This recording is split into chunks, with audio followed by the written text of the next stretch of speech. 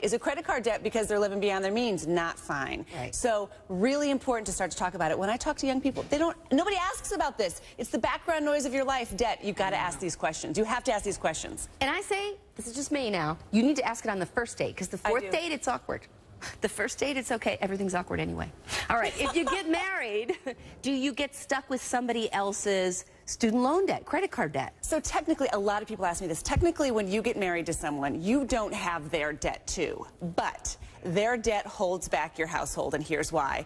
Every dollar that you're spending in building the household, putting money aside to buy a house, even putting money aside for the down payment for the first and last month's rent to rent, putting money aside for your retirement, if the other person's paying a bunch of debt, they're not contributing. So that's fine. Maybe that's a good investment. If this is Mr. or Miss Wonderful, maybe that's a good investment, but you got to start talking about it, because you know what? One of the biggest causes of breakup is people who don't have mismatched financial expectations and goals. Right. You got to talk about it. And in the book, Jennifer, I have a whole mock conversation. I went with a relationship specialist. We have a mock conversation, how to start the conversation. Sit down and say, I have financial goals. Here's what they are. What are yours? And to do it in a non-threatening way. And I think everyone should be doing that.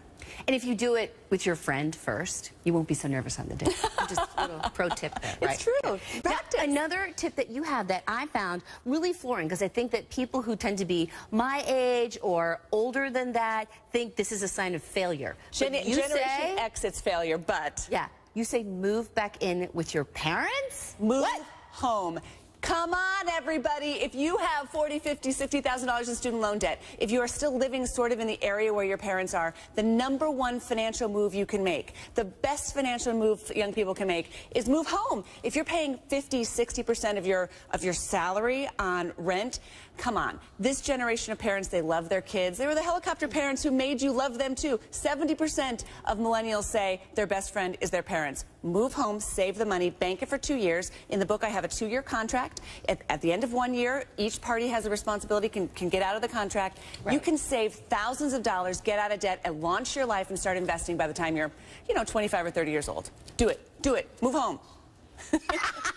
Move home. Smart is the New Rich by Christine Roman. Run out and get it if you want to eat food. So says Aaron Sorkin. Wiser minds than me. Thank you for coming in. Thank you for writing all these books. I really like the mock conversations. Are really handy if you want to if you're not comfortable talking money, that's a way for you to start. Thank you. Christine, a swarm of parents, line 1.